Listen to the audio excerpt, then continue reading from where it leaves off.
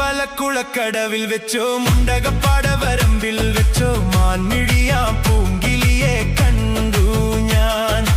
അമ്പലക്കുളക്കടവിൽ വെച്ചോ മുണ്ടകപ്പാടവരമ്പിൽ വെച്ചോ മാൻമിഴിയാം